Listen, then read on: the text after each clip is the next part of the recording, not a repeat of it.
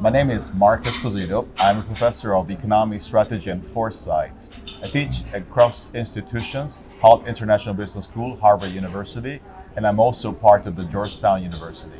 I'm happy to be here in Voices of the Future.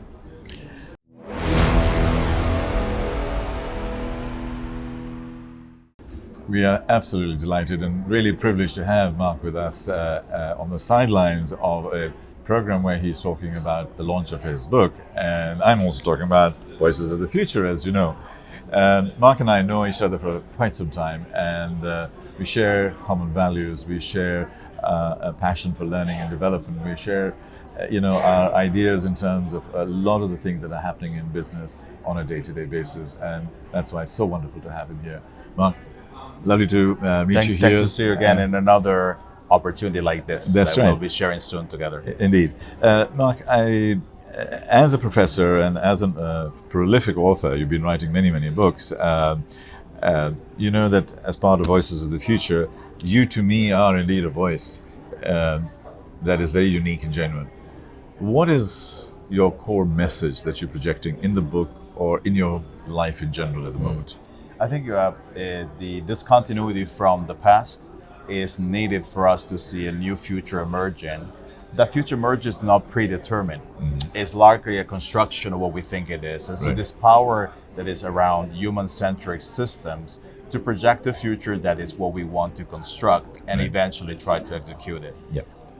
That's, I think, where the book is trying to talk about the upheaval we're currently facing in our society. Right. And what this requires, new form of architecture of Yeah. global systems. We are going through a lot of technological transformations at this point in time. My thesis is that as we become more and more technological, we need to become more and more human. And so values like love and compassion and humanity and trust and ethics and creativity suddenly start becoming 10 times more valuable. What is your view when you look at economics and strategy and so on in building these human values in a hyper-capitalistic world? So I think one of the, let's say, strategic mistake we have made is to think that technology by itself is enough. And we have seen humans augmenting technology, Yeah. and we have this conversation about enhancing more and more our technological solutions, but we haven't seen the flip of the story. Can we use technology to augment humans? And I think if we start thinking of technology as a driver of human-centric systems, then we could think about addressing some of our major social challenges Yep. through technology. I get asked the question, will AI replace humans? And I said, I do not think AI will replace humans for at least the next 25 years. But AI will, human with AI is likely to replace us on a day-to-day basis. Absolutely. I subscribe 100% to this. And I think it's a power of thinking that by integrating powerful technology, we also elevate in ourselves. Yeah. And I think that is the narrative that sometimes is very weak Yeah. or underdogged. Yeah. But we should try to push and pioneer more Yeah. this level of conversation. So I think let's go and join the audience. I Sure. wanted to get a couple of ideas and one-on-one with you, which we've done. And we'll be talking to Mark again in greater depth, and he'll be well featured in our book. And we look forward to welcoming him there. Mark, Thanks for having me. thank you very Thanks much. a lot. And we'll pick up bits and pieces. Great. Thanks so much. I talk about superpowers, human superpowers, leadership superpowers. And I always talk about three things. The first is the power of questioning, curiosity.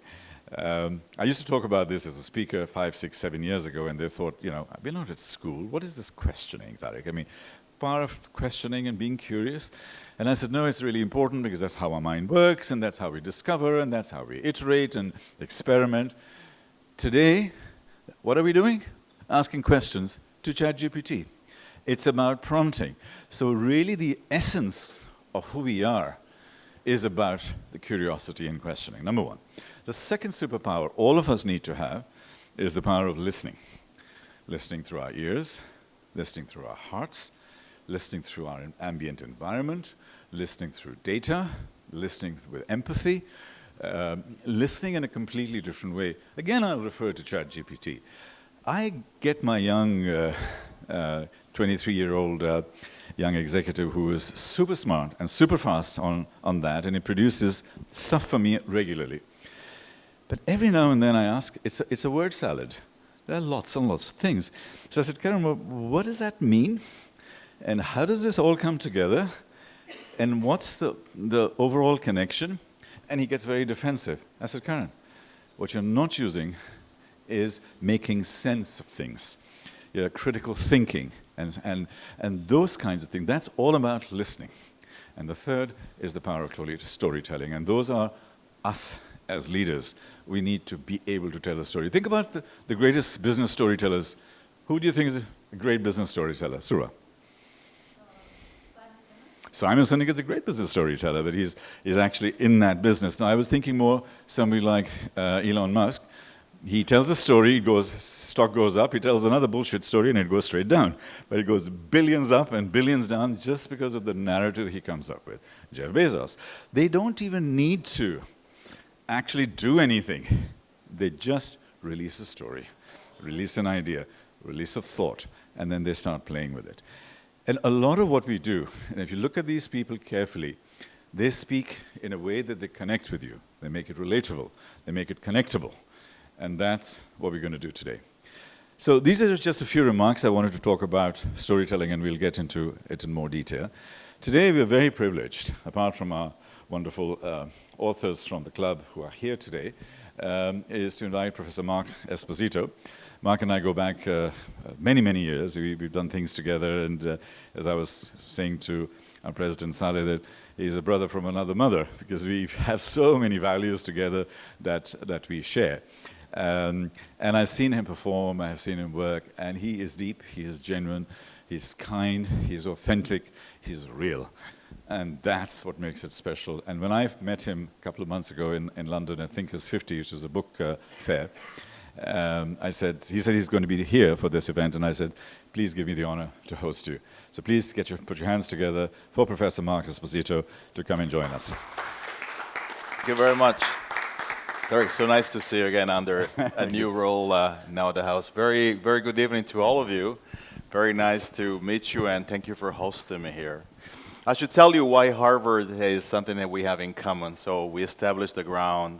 So I was a postdoc student back in 2010. I went to Harvard Business School after my PhD, and I happened to be under the protection of Professor Michael Porter for 9 years.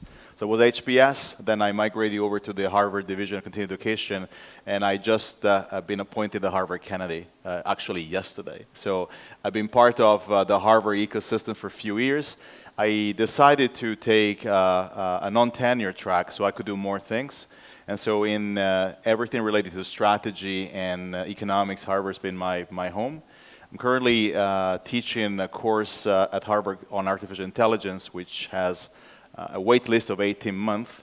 And it's great to see leaders coming to Cambridge and explore this conversation with somebody who is not a technologist, but is starting from the business environment. So when the opportunity of the book came out, I reached out to the team and thought, shall we have an event here in Dubai, since we tend to have a lot of events around the world, but I thought it would be a perfect place if we could do it here at the house. So thank you for having me. It's an honor to be here. And I hope it's just the very beginning to have our Harvard community connected, right, through this wonderful clubhouse you have. Maybe I should tell you why the book, and is only an excuse for the conversation we will have together. So I didn't want to do a book talk with the intention just to promote the book, but the book has an opportunity to engage in conversation. How do we all start? So COVID was a landmark for many of us, a moment of reflection, many things that we wanted to understand more about a world that seems to go in shambles. And so we started the reflection with my co-authors. Terence was also on the show with Tariq a few years back. So he's a colleague for many years. Olaf Groth is a professor at UC Berkeley Haas. And so we wanted to start the conversation about where do we see this eventually moving forward. And so we start thinking, well, the world is going through a significant amount of distress. And likely the infrastructure the world has, we have seen it, is going to change. And so 2 years into the work, we started to interview people.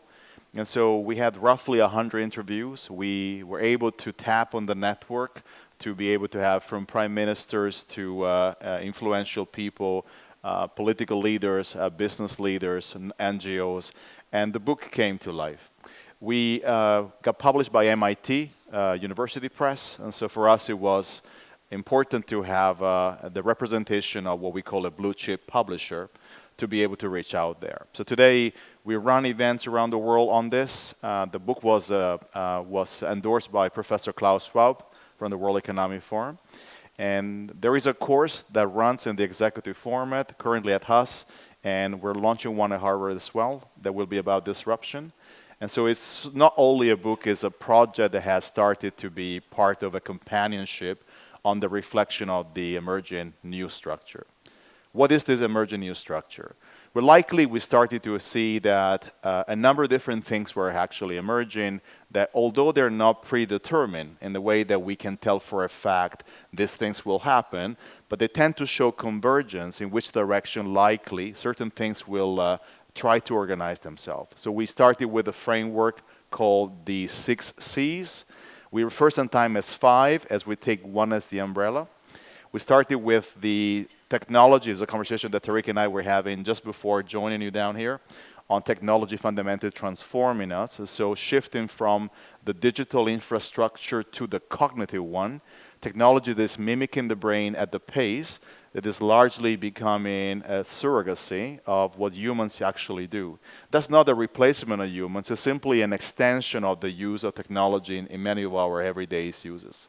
The cognitive economy is an economy in which the cybernetic relationship between machines and humans is largely penetrating the psychology, the biology, the physical infrastructure, the political institutions, our production systems.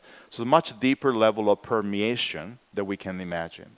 From there, we start thinking, well, there will be impact on our infrastructure of information. And so the web has largely expanded by roughly 30% in comparison to pre-COVID, which means that today the internet is stronger, it's more distributed, and with more distribution there is more access. So this decentralization process that was, I think, one of the premise of technology has now happened at a faster pace. With more decentralization, more business models are emerging, but equally we see that this business model are largely decentralizing money, value, opportunity, decentralization of tasks through AI. So we see the shift from convergence and centralization to decentralization and delegation of power. Then, of course, we started to see more tension around the cybersecurity challenges as a world is becoming largely digital, is also much more exposed to threats. And so there's this amount of work that we have seen from hacking the brain all the way down to hacking nuclear powers or institutions or banks. We then started to see the narrative on carbon and climate largely shifting towards a carbon economy that is transitioning to a different form of adaptability and mitigation for humans. Almost to say climate change as a paradigm failed us, because it was too simplistic in this binary system about decreasing of emission, and now we're moving into more ecosystem-driven transformation. And the final conversation was China. How do we deal in a world where China is largely going to become not only a large country, but a system of reference and alternative challengers, a different point for money, institution, and power to be formulated. So if you put them together, they start with cognitive C, then it goes into COVID-19 triggering the internet, it goes into basically crypto, everything related to blockchain, the decentralization of value, then it goes into cyber, then into climate, and then China, and that's where you have the 6 C's. So because the three of us are working in business school, we had to come up with a framework so eventually we can monetize. But fundamentally, that's where we started, and that's what the book really does. The goal of the book is to engage in what we call a generation of design leaders who are active in building the infrastructure of tomorrow. And I think doing this here in the UAE, I think it resonates even more. A quote that I always use in some of my conversation from Sheikh Mohammed, which is actually in Emirates Towers, says the future belongs to those who can imagine, design it, and execute it. And I think we want to imagine the same, that design activism is a form of imagination of the future, that is reflecting the needs of the 21st century. It's a form of execution. That's why we need activists. And it's a form, of course, of engagement into something that is greater than the sum of the parts. And that's to give you a nutshell of the work. Mark, thank you very much for that little monologue. May I challenge you on something in typical Harvard style? And that is that we're living in a hyper-capitalistic world. There are 50 companies that have just taken the lead. They know their stuff. They know AI. Yes. They know how data works. They've got the formula. There are another 500 companies behind them who are good. All the rest are just simply worker bees. And they're just literally chasing it, number one. The second is that because of this hyper-capitalism, the incentives are completely disjointed and disconnected. So why would an oil company throw away $5 trillion worth of assets in terms of, in sucking out oil and exploring oil and stuff like that? Why would they do that? So in other words, there is no incentive. So you go to the WEF, do blah, blah, feel good about it, come out, and nothing happens. The same happened with COP28. Right. Nothing happened. You can have a little announcement and things like that, but nothing substantial happened. 28 COPs have happened. So what is the incentive structure for these big 50 companies, for these trillion-dollar organizations and so on, to have any kind of change? And because other than why would they change? Because they've already got the lead and they've already got the control. Right. So look, complex question. So we can try to engage it as part of an instigation to the conversation. So I think first, the decentralization has already given access to companies that are disrupting markets, and they're coming from nowhere. Right? OpenAI is a perfect example of a company that none of us really had on our radar, unless you were in the technology stack. They had an investment of about $1 billion, but unicorns today are quite common. But what happened is that they were able to fundamentally challenge search engines. So the decentralization of power makes it also very possible that it's not that we're going to see lack of incentive or change of incentive from the traditional players, but we're going to have new incentive for players that are coming from the grassroots. Today, geographically speaking, a lot of the innovation is no longer concentrated where it used to be. We do have a bipolar system between US companies and Chinese companies, but we're starting to see Israeli companies rising and dominating the venture capital markets. We do have Nigerian fintech. They are now building way faster unicorns than we have in the US. We start having in this region a company that are now being incubated by funds from all over, and now they are aspiring. We do have in the UAE the third largest developer on the planet, which is EMAR. We have the largest trade operation in the world, which is DP World. With some of the greatest, we have operation company in aviation, which is Emirates Groups.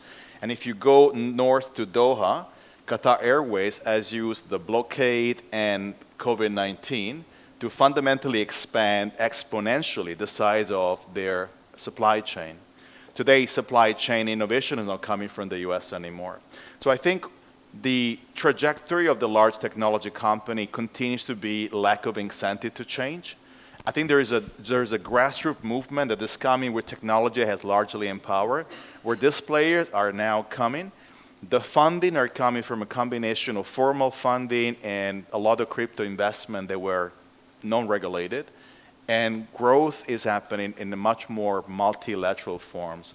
So I don't think we're changing the big guys, but we're fundamentally seeing tension happening between the macro and the micro that we didn't have before. I'm not sure whether it will change the world, but it's definitely a reason why we have reason to believe that the balance is no longer bouncing back to where it used to be. Right? One more quick question, and then we start talking to get you guys to ask questions. Techno-socialism, sure. Techno-colonialism. And what I mean by that is in the past, countries used to take over other countries and colonize Africa, colonize Asia, etc., etc. Today, what's stopping Amazon to buy Cyprus? What's stopping Apple to buy Malta? Because they can, because their quarterly earnings is bigger than the total GDP. Right. So the techno-colonialism is likely to be the next step towards technology companies taking over countries, taking over populations Right. and so on, and writing the new agenda. Your thoughts? So look, I think it's feasible, it's plausible, will it happen? I don't know. I don't have the ability to express myself in terms of something that could happen, but it might not happen. I think where this is happening is technology largely conditioning behavior to the point that I no longer need to have a military to eventually hack a country. I simply have to largely persuade you that what I think is good for you as well. And because you have access, and today you are largely independent in your financial transaction, you're using digital payments, you have access to several forms of opportunities, then I can largely manipulate the perception that you have. I mean, during COVID, we have seen brain hacking, and we have pushed people to events that were extreme or violent, and that was mainly because the brain is an easy it's easy to manipulate simply because we are not very good at defining the difference between reality and perception. And I personally find the social media has created the largest form of inequality that we have ever had in the world today. Today, social media is largely digitizing inequality. It has created an alternative reality that is creating an echo chamber of information that could become politically empowered. We already saw this with the US election, that election today are no longer what they used to be, but somebody could argue that the election are not authentic or legitimate, and it's very difficult to dismantle the argument, right? While back in the days, I think it would be black and white, right? Good evening, everyone. My name is Eva. I come from a land with a lot of great literature. I read it since I was a little girl. And my question to you, since you have put so much effort, inspiration, and time, overcame imposter syndrome with pulling your ideas out there, how do you think we are writing it for our generation, but there is also a huge challenge to make younger generation to read books. So how do you see, have you thought about it when you were publishing your books? How do you attract younger generations to these topics that you're disclosing? Anyone who's willing to take on the subject. Sure. See, I'm fortunate that I teach, and therefore I have an audience of people that are younger than me that I can ask them to engage in the conversation. So I think in my case it's been slightly easier because there is a natural channel. It's also true that this book was never designed to be for everybody. And I think it was an explicit choice that we wanted to have a voice that could be heard by people who could go out there and build this architecture, as I mentioned before. So there are choices when you're writing. You need to write for somebody, and of course our choice was people who are in either business or policy environment, and also our students. So I think there is a limitation to where books can eventually go. But I also believe then it's the message, right, that really comes. So some of this book can become, games, multimedia engagement. Some of them, they can become cases. Some they can become stories. So the art of visualizing the story, I think, is a critical part as well. And that might help some. Can I shamelessly plug my book? It's called Voices of the Future. These are 100 voices that we put together, initially as a podcast, then transcribed 30,000 words per podcast. Then it goes into YouTube and into all of the channels. So that's the modern way of consumption. Then there's an ebook. There's a hard book and then an ebook. And last but not the least, we've taken all the transcripts and put them into ChatGPT, and you can actually talk to the book and ask the book a question. What does the book say about trust and ethics in AI? What does the book say about sustainability and utilization of facilities management? So you're actually querying the book, and now we are training it. So what you're now doing is actually talking to the book. And just yesterday, a friend of mine, his name is Shahzad, he's a super creative director with BBDO. He has created something called Humanize, which is making human avatars with human voices. So that book, in about 3 months' time, will have my avatar with my voice in Arabic, in Russian, and every other language, speaking from ChatGPT book to you. So what I'm going with this, Eva, is I think the modern book is not a black and white A to Z. A modern book is a mix of all of these elements. I suppose my question is one of access and accessibility. I noticed that one thread of connection between many of the things that we've been discussing tonight and themes that run through the books is something that caters to an audience that is maybe more global or more international. But then,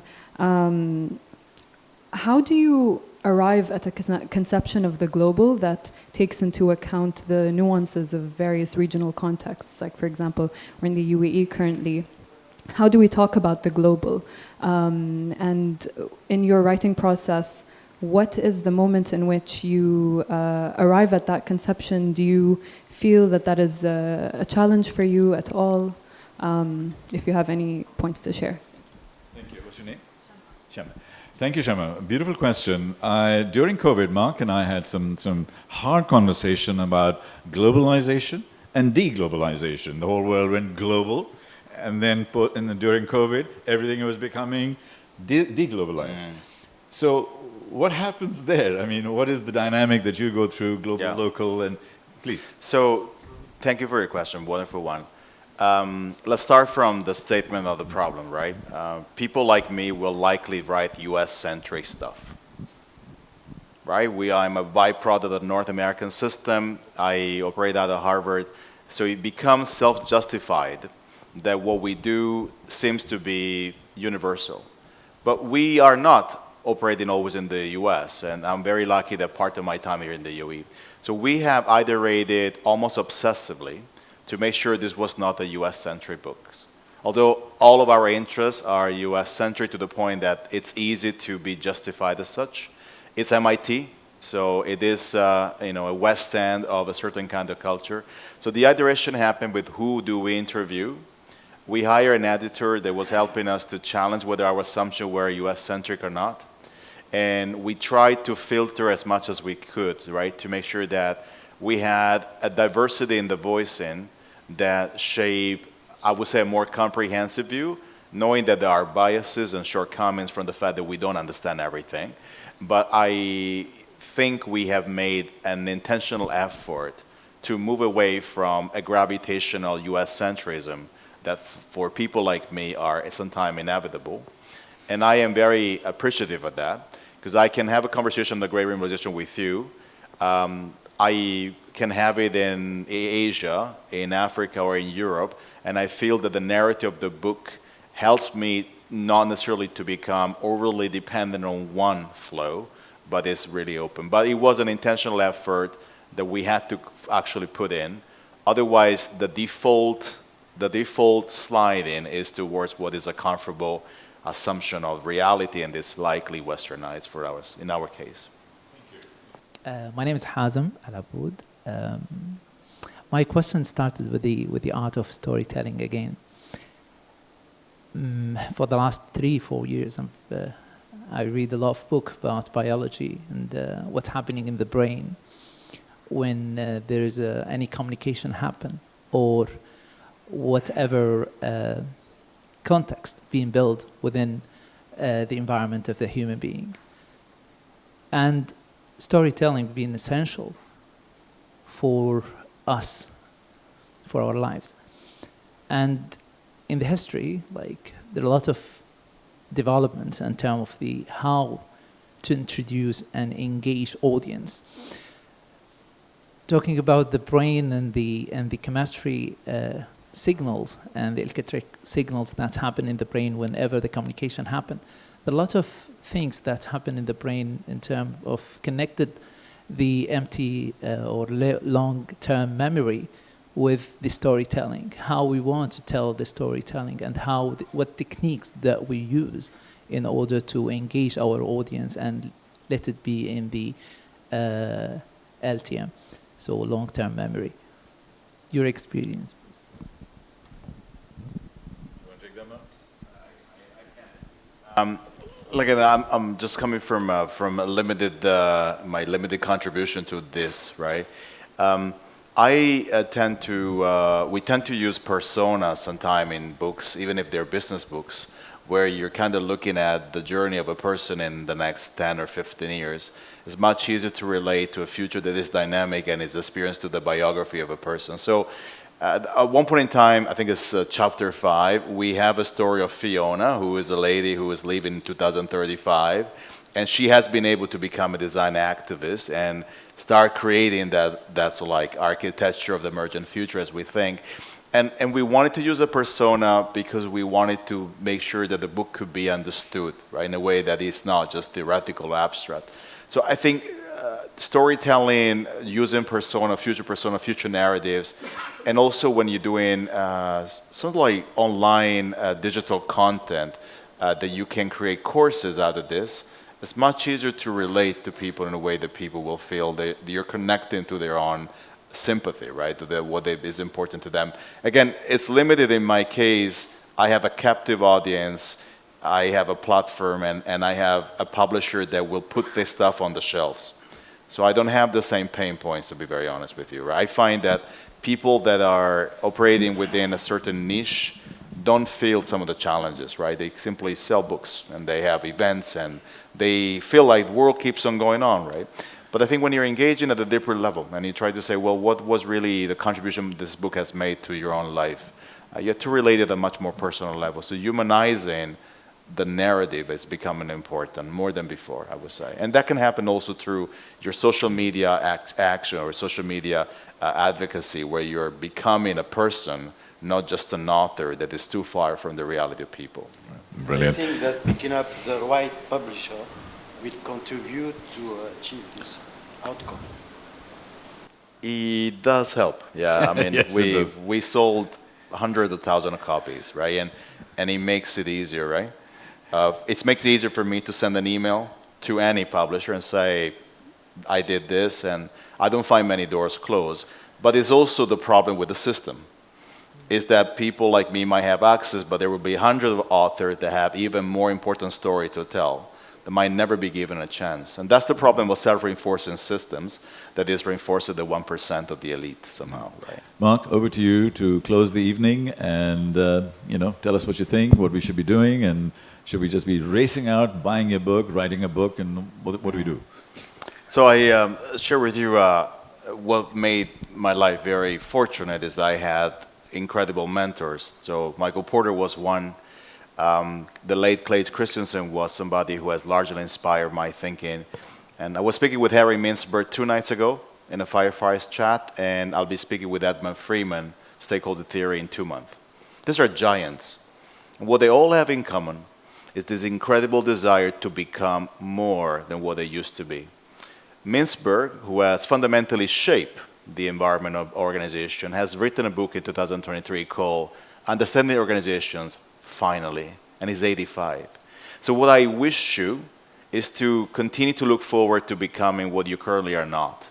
And I think this is what books are really all about, is an instigation to a better version of yourself. I personally find it's inspiring that the best days are ahead of me, simply because of the learning I currently don't have, that I'll have by engaging, talking, writing. So make it a journey of self-fulfillment towards the future. I think this is what I wish you all, and that's why we write books, many of us, for a legacy that is going to help us become what we currently are not. So that's what I like to finish the evening.